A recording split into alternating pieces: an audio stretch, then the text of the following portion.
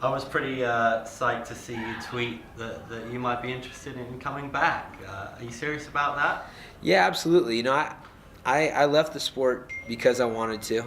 Felt like it was a good time and just, you know, wanted to walk off, and that's the same reason I'll come back, because I want to. If I'm itching and feeling like I want to fight, that's a good indicator I'm going to fight. So there's a fight in Sacramento coming up. There's been talks about something there. There's another fight in Anaheim shortly after that. I've got a competition in Polaris against Nikki Ryan, who's one of the best competitors on the planet in jiu-jitsu, and I've been just challenging myself for fun, because it's like playing chess with your body and staying sharp. So I've been getting in shape, and the more I take things serious, I always go back to my passion, which is mixed martial arts. It makes me want to do what I'm really passionate about, and so I've got the little itch. What kind of names were people throwing at you? One name they threw at me was Kron Gracie, but I don't think he's ready to come back yet from a fight. So that's one fight they were talking about, and of course I'd have to go up to 145s for that. But it sounds like he wasn't interested at this time in fighting right now. So, and then there's Cub Swanson. They had offered me down the road. They had offered me Korean Zombie on short notice.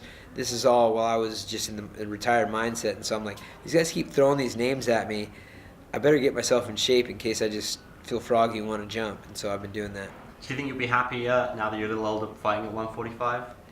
No, I think I'll fight 35s. Yeah? Those are just, they're throwing those fights at me 2 weeks notice, 3 weeks notice. So I think that's why they're throwing those names. But really, there's kind of a void right now at 135s with guys out injured, with TJ finally got caught. We all saw that coming.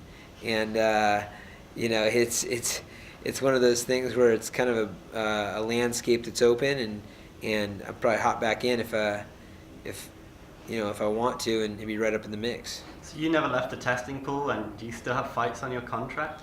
Never left the testing pool. They tested me the day my baby was born in the hospital. They pulled me out of holding the baby and made me pee in a cup. So, I'm a clean athlete, always have been. I take a lot of pride in that. It pisses me off, these guys that are cheating, and there's natural gifts out there, there's hard work out there, there's people that believe in themselves, and there's people that have realized they don't have what it takes and have to cheat. I mean, it's kind of pitiful, to be honest, but at least they're kind of catching people. I knew that stuff was happening, and they were, people were sliding.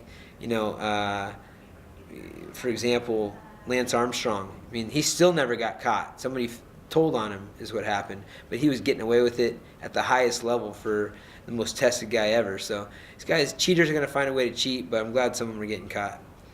So what's the deal when you retired? Did you have fights left for the UFC on your contract? Yeah, I have a contract still with the UFC, and so if I come back, it'll be in the UFC. So Chatri's not tried to take you out for a cheeky dinner and schmooze you? I mean, at this point, I don't think it would be something that I would legally be able to do, or him. So I have not had a cheeky dinner with him, but I'd like to meet Chatri. He seems like a great guy in general, and who knows what's going to happen. In my opinion, I'm a young guy still. I feel like I'm young, and who knows what the future holds. Awesome. And finally, other than